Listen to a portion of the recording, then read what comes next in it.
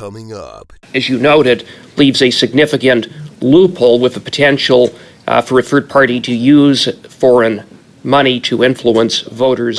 Clause 43 of the bill amends the act such that a single person can assist an unlimited number of electors in marking their ballots. Do you see any concerns or questions about that when it comes to the integrity of our process? Do you have any concerns with that? This Guy's Garage. Like and subscribe. I'll direct my questions to Mr. Chippier with respect to the third-party regime and the influence of foreign money. This act proposes to require third parties to set up separate bank accounts like political parties and candidates at election time, but it would only apply where the third party received more than 10% of its revenue from within the previous calendar year. That, as you noted, leaves a significant loophole with the potential for a third party to use foreign money to influence voters during the pre-writ and writ periods. Would it be your recommendation that the solution to that is simply to require third parties to set up a separate bank account and rely on individual contributions during the pre-writ and writ periods for regulated expenditures? That's exactly my recommendation. Just simply drop section or subsection 2. Okay, thank you very much for that. In the previous hour, the Chief Electoral Officer answered questions that I posed to him with respect to changes around special ballots. Presently, one must write in the name of the candidate. Under this bill, a voter could instead simply write in their preferred political party. And I asked the Chief Electoral Officer in the hypothetical that if a candidate was standing on day one and the voter marked Conservative Party, but before the candidate filing deadline, the Conservative Party had replaced the candidate with a different candidate, the vote indicating preference for the Conservative Party would be counted towards that second candidate. This seems to me to turn upside down the process that we have had in terms of electing members of Parliament and not voting for political parties. It seems to me to be inconsistent with the statutory scheme and arguably constitutionally questionable. Would you agree? I would agree. There are three things that there's three concerns that I would have with that approach. The first is Section 3 of the Charter. The whole idea of the right to vote is individual, and the right to run is individual, and the statute itself is a statute that talks about individual members of Parliament being elected. If an individual is elected as a member of Parliament, they are not required to stay with the party that they came to Parliament with. So those are the three concerns. One is the statute itself talks about electing individuals. Number two, the individuals, once elected, are free to go to any party. And number three, the Charter itself sets up rights that are individual in nature. The approach of putting a party name in seems to be, at least from my perspective, I don't have any case law on this, but it seems inconsistent with all three of those approaches. Thank you for that. You raised issues with respect to Section 482.01, which establishes new offenses under the Act. You stated it is your opinion, and you cited case law, that it could contravene or would likely be found by the courts to contravene Section 2B of the Charter. I'll invite you to elaborate on that if you wish, but I would also ask you whether you would also have the concern that these new offenses could create a chilling effect that perhaps is unintended with respect to questions, legitimate questions around electoral processes. Absolutely, and that is indeed the concern that was raised by Justice Pedler, I believe, in the Ontario courts. The idea that one can be prosecuted for what one says, and then the onus shifts to the individual, in a sense. Like, certainly the legal onus stays with the government, but the onus would be on the individual to prove the truth of what they were saying, because if it was false, and they knew, quote, that it was false, then they could be prosecuted without going into the issue of whether or not they were successful in defending themselves. The cost of defense in and of itself would be so high that individuals would simply comply with the bureaucrat or the chief electoral officer without wanting to take on a battle where the only thing that they want to do is participate in the democratic process. And the democratic process that we're talking about here heightens the review that a court would give to this legislation. In the Supreme Court of Canada, I highlighted the words of Justice Cote, where she said that when we're talking about the democratic process and participation in the democratic process, that kind of expression is entitled to greater protection.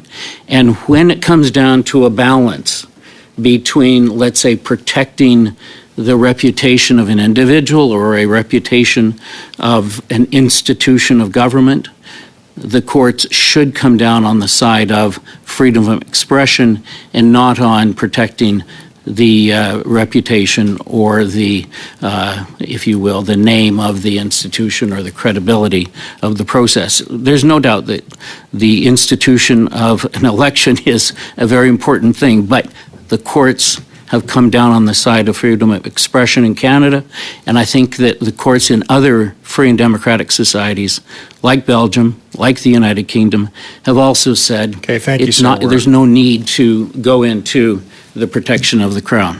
I wanted to get your thoughts on what we've been hearing about disinformation campaigns and misinformation campaigns. Our previous witness was the Chief Electoral Officer, and he had brought up the question about deep fakes, AI, that can impact voters' decision to support or not support a candidate.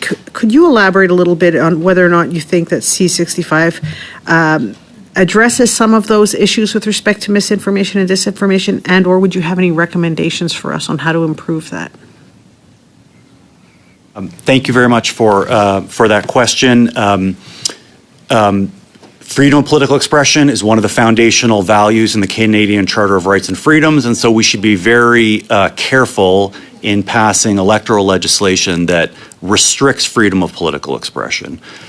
Because disinformation and misinformation are now so prevalent and are deliberate tactics, frankly, often by foreign actors, state or non-state actors who are hostile to Canadian democracy, these are very pressing problems. So C-65 has made it has clarified that some of the offenses that exist, partly from the Elections Modernization Act, where there was some ambiguity. The language was broad, but it wasn't clear that deepfakes necessarily were covered. So it has clarified that. So I think that is quite welcome. Where I might have a different view than my fellow witness today is on Section 482.01. Again, I'm a constitutional law professor. Start from the point of view we should absolutely protect freedom of political expression. But one of the tactics around the globe by actors hostile to democracy is to try to undermine confidence in the electoral system by spreading disinformation about the quality of the election, how is it administered. And so 482.01, I think, is a useful attempt to try to address some of those concerns. Mr. Chapur, I don't know if you know this or not. I actually had a private member's bill in the very first Parliament with the Trudeau administration that would have significantly limited the amount of money that third parties could use from foreign sources. And I know my colleague, Mr. Cooper, has already asked you a question about this, but I'll just give you a hypothetical example. The Tides Foundation, if you believe the information that's publicly available, has about $1.4 billion in assets. The Packard Foundation has $6.7 billion in assets. The Pew Charitable Organization has $6.7 billion. Just those three organizations alone have just under $15 billion in assets, and they fund organizations not only in the United States, but they fund them in Canada and elsewhere through non-government organizations, not-for-profits, and so on. And all of those organizations may choose to become a registered participant in the election process when we have a federal election. And of course, they would align themselves with a potentially political party. And I'm just using those three. That we're not even talking about unions. We're not talking about foreign actors or state actors or anything like this. So there's billions and billions of dollars actually that could be coming from all manner of sources, and the changes that are being proposed here may have helped, but it is illegal in Canada for any political party to accept money from outside of Canada. Why is it still legal? And in your opinion, do you think it should be legal for any registered party that wants to participate in an election to receive any funds from outside of Canada, full stop? Well, making the case that clearly, the answer is clearly no. But why is that the case? And I think the reason is that it would dilute the right in Section 3 that is and belongs to the citizen to make these choices.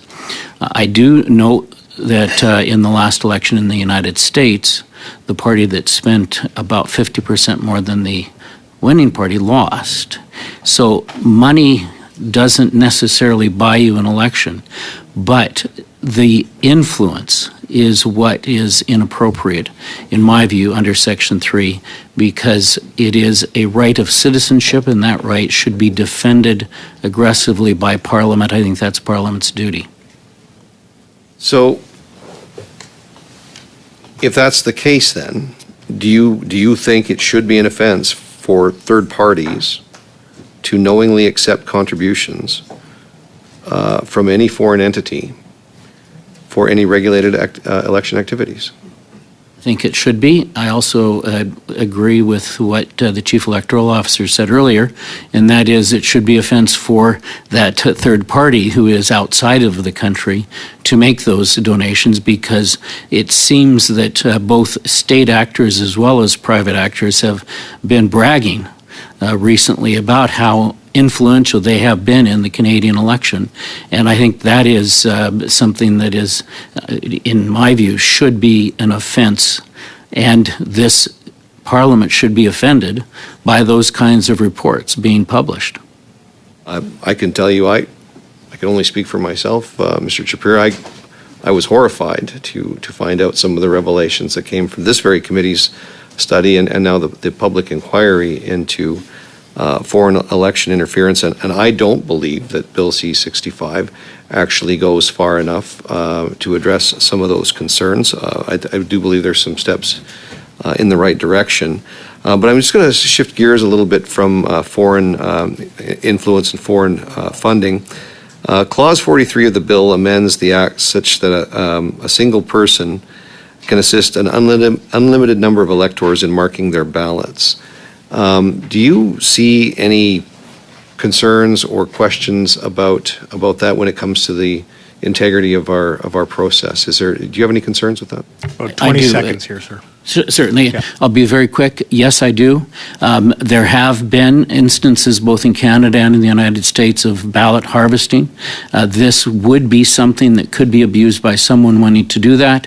Therefore, one of the things that you should consider is a transparency requirement requiring individuals who participate to disclose who they are and what they have done, how many they've helped.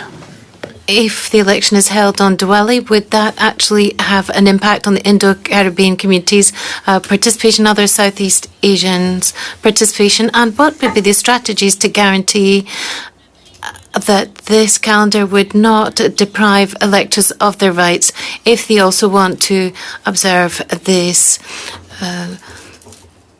religious festival? Thank you for the question.